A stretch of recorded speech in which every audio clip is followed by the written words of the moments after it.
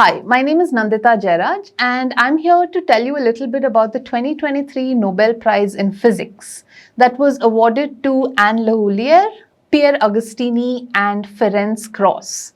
What these three scientists did was to do certain experiments that made it possible to generate attosecond pulses of light. With me here today to help me make sense of all these big words is Proteep Mallik, who teaches physics here at Azim Premji University. Hi Prateep, and thanks for joining us. Yeah, thanks Nandita. Thanks for having me here. You already know what the awards are all about, and I wanted to start off by asking you, how long is an attosecond? Yeah, so an attosecond is 10 to the power minus 18 seconds. So to think about that a little bit more, essentially if you took 1 second and broke it up into a billion parts, that would be a nanosecond. And then if you took each of those parts, you took one of those parts and broke that further up into a billion parts, then what you're left with is 1 attosecond. It's essentially incomprehensible to think of something as short in time scale as an attosecond, but that's what these amazing physicists have been able to do. Can you give me some examples of the kind of things that can happen in a few attoseconds? Yeah, one way to think about it is, for example, if you look at the scale of an atom, how large is an atom? That's something that maybe all of us should think about. So the atom is maybe about in the range, it depends which atom we are talking about, but in the range of, let's say, a nanometer in size, a billionth of a meter in size. So if you're thinking about, let's say, traveling across that atom, let's say close to the speed of light, which is what an electron or some particle might be doing, traveling that distance at the speed of light, you will have to capture a picture of something like that in an attosecond to be able to see that thing happen. So those are the scales we're talking about. Stuff that's happening maybe at the speed of a few percent of the speed of light, maybe not exactly the speed of light, and over distances that are a nanometer or even less, Right. And then you want to take a picture of it. So what do we mean by an attosecond pulse of light? Are we talking about a light that lasts for a pulse that's just a few attoseconds long? Yeah, essentially that's what it is. One way to think about it is, we are all maybe familiar with strobe lights, right? You see them at parties or you see them at light shows and so on. So you have a pulse of light that lasts maybe fractions of a second. So here they've been able to generate pulses of light that are not just, a few fractions of a second, but, an attosecond, which is this 10 to the power minus 18 seconds, a billionth of a second of light. So if you're trying to look at phenomena that are happening at these kinds of time scales, you need to be able to image them very fast, and hence you need to create these very, very short pulses of light. So it sounds like what we're saying is we now have a way to see something at the atomic level or see maybe an electron move. Why is something like this so appealing to physicists? Why does this matter, and how could this really change what we know about science and atoms? I mean, physicists are constantly fascinated about dynamic things, right? So people like Kepler and Newton and Galileo and others looked at the heavens and looked at planets moving. If you think about the time scales over which a planet moves around the sun, very long time scales, then you come to the earth and you see certain other things happening, leaves rustling or some animal running and so on. Those are happening at shorter time scales. And then once people realize that there are things like cells in the human body and you're trying to now look at things that are happening at the cellular level, those are happening quite a bit faster. So you need to be able to take photographs of those through, let's say, microscopy and look at that. Then people realize that, of course, there are things even smaller than cells, things like molecules and so on. So actually the study of molecules, in a way, the desire to study molecules revolutionized this field of laser physics, short pulse or ultra fast. It's called many things. It's called either short pulse laser physics or ultra fast laser physics. If you want to look at things at the molecular level, molecules interacting with each other, molecules vibrating, rotating, moving, etc., then you have to have be able to take photographs that are in the time scale of, let's say, 10 to the power minus 12 seconds, which is a picosecond, or 10 to the power minus 15 seconds, which is a femtosecond. Now, if you go into those molecules and now you're trying to look at what's happening inside the molecule, you have atoms that are now interacting with each other, which have these, electron clouds around them. Those are interacting within the molecule and then with other external kinds of fields and forces and particles. Then you have gone to a scale that's at the atomic level. And for that, you need even faster pulses of light to be able to take those kinds of pictures. So now we're at the attosecond scale. I imagine that being able to generate these short pulses of light can not just tell you about atomic phenomena, but maybe even things like at the biological level, like something happening inside a cell, or maybe a chemical reaction happening in a very small scale. Are there also applications of this across scientific disciplines? Yeah, absolutely. So when femtosecond lasers came into play, chemists and biologists probably were the first people to get super excited about it, because the applications were directly in molecular dynamics. So in a biological system or any kind of chemical pathway, you have molecules that are changing shape, or molecules that are, their dynamics are changing. So one good example would be something like proteins. A lot of work has gone into understanding how proteins are formed, how they fold, and based on how they fold actually changes their functionality. So even looking at this mechanism of protein folding, which happens very fast, there are very elaborate computational models to model the folding. But with a femtosecond laser, you could actually observe, let's say, a protein changing its shape and folding, or DNA molecules, the way they are created, forms this lovely helical structure.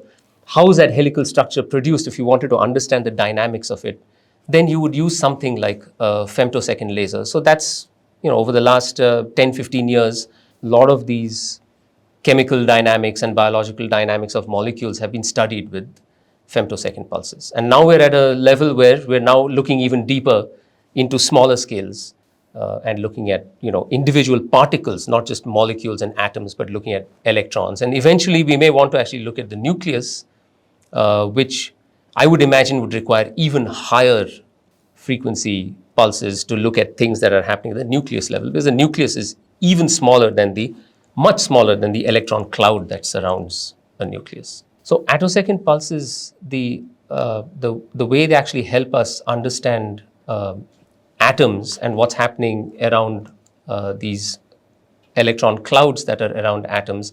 There's a now developing field of study in terms of understanding, let's say, metal surfaces, and something that a lot of undergraduates have studied, which is like the photoelectric effect, where you have light impinging on a metal surface and then you have a photoelectron or an electron being ejected from that surface. It's used in so many different applications today. But understanding exactly the mechanism of the light or the photon impinging on the metal surface and that electron coming out, what are the timescales over which that happens? Now, things like that are possible due to attosecond pulses. Or if you want to understand in a metal or certain fields of material science, or you're looking at magnetic materials and how these magnetic dipoles order themselves in magnets or in certain materials. You want to understand how crystalline structure of metals are built, or how things actually change when you apply, let's say, an electric field or a magnetic field. Certain things happen inside these, at the atomic level, certain things happen inside these materials. So the whole field of material science, I am imagining, would be revolutionized by the ability to look at exactly what is happening with these electrons and these atoms with attosecond pulses. And looking really crazily in a futuristic way, we could probably use attosecond pulses to tune certain kinds of things. So the way attosecond pulses work is that you have one form of using attosecond pulses to study these phenomena is what's called pump probe spectroscopy. So you have a pump laser that actually is a pulse that goes and impinges on an atom and creates some kind of disturbance. And immediately following that, you have the probe, which is also a laser at the attosecond pulse scale, going and looking at how this disturbance has distorted things and how things are rearranging.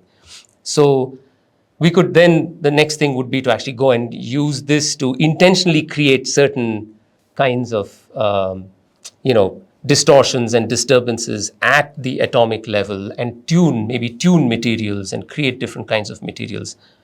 So the possibilities are kind of really endless. We're right at the cusp of that. It's the tip of the iceberg to be able to generate these pulses and observe. But I think humans always want to observe and then go and influence in some fashion. And I think that influence part will come soon. You're here not just as a physicist, but I also was interested in hearing from you because you study optics, you study light. And when you were reading about all of these relatively new discoveries in the field of light and light waves, was there anything about this particular Nobel Prize that especially excited you, or what did it really make you think about? Yeah, I mean, laser physics is very interesting. As undergraduates, you use lasers in the classroom for labs. And I think even teaching how a laser works at the undergraduate level is rather advanced. Then at the graduate level, you may actually start seeing pulsed lasers and so on that are used for certain applications. So when I was in graduate school, a while back now, the science of femtosecond lasers was sort of at the cutting edge because people were doing one area is called femtochemistry, which is exactly looking at molecular dynamics and reactions. So for that, you need to have those very short pulses of light that are, still 1,000 times, the pulse duration is still 1,000 times longer than what we have achieved right now. And so even the development of attosecond pulses has actually relied upon so much work that's happened in the past, essentially since the invention of lasers, but really over the past, let's say 20, 25, 30 years, where pulsed lasers have become more mature. Then you use those pulses that are at nanoseconds or picoseconds to generate even higher speed pulses at femtoseconds. And then actually, attosecond pulses don't just come out of nothing. You have to use a femtosecond pulse to create an attosecond pulse. So if you think about what this means in terms of an experimental setup that's generating attosecond pulses, it's not just a single laser tube with light coming out at attoseconds. It's a huge kind of, maybe bigger than this room, kind of setup where you have lasers that are generating pulses that are at picoseconds or femtoseconds. That generation of pulse itself requires a lot of optics, electronics, nonlinear optical kind of devices that are ensuring that this pulse is kind of constant width and it's not changing over time. So you can generate repeatedly these femtosecond pulses. Then you send these femtosecond pulses through another setup that essentially is, you can think of it as a harmonic generator. So much like a guitar string, you take a guitar string and you pluck it, you hear a fundamental tone, but there are actually frequencies that are double that frequency, triple that frequency, quadruple that frequency that you can also kind of hear, which is what causes the richness of any kind of musical instrument. It's all these overtones. So essentially you take this femtosecond pulse and you generate higher order pulses that are of shorter duration, so higher harmonics, until you get to a harmonic that is 1,000 times larger than that of a femtosecond pulse. And now you've generated an attosecond pulse. So that harmonic generator itself is going to take up a bunch of room. And then finally you have these femtosecond pulses, which also now you have to figure out a way to ensure that they're stable. You're generating enough of them at constant power and constant time. Talking about experimental setups, Proteep, I know that here at Azim Premji University, the physicists and the students of physics love to build things themselves. Do you think that you could build a setup that creates really short pulses of light, and how short do you think you could go? See, the physics of creating, let's say, nanosecond or picosecond pulses should be possible. It's relatively straightforward now with a good quality laser, some advanced electronics, and so on. I mean, you can buy devices and set it up. I don't think that really is an issue. Well, the thing is, the cost of a good quality laser is still very high. And the cost of some of the electronics, especially things like lock-in amplifiers and so on, is also relatively high. The expertise surely exists at pretty much any university that has a good physics program to be able to put together such a setup. It's just that now it's not a question of just putting the setup together. It's also what would we do with that setup. So we have to then ask interesting research questions and people who are interested in those research questions to do it. The other thing also is that it cannot just be a one-off setup. It's a setup that you probably want to keep and maintain because you've spent so much money and effort into it. So then you have to kind of also think about a very sustained kind of research program that would continue work in that area. And for that, Azim Premji University right now just has an undergraduate program in physics. If we had a master's program or a PhD program or something like that, then it would make a lot more sense to possibly put in resources into doing something like that. But I think getting nanosecond to picosecond range of pulses with commercial equipment is not particularly challenging these days. Thank you so much, Proteep, for helping us make sense of this discovery that created a lot of news because it won the Nobel Prize this year. We're doing a whole bunch of stories on scientific discoveries that won big awards this year, and you can check them all out at azimpremjiuniversity.edu.in. Don't miss them.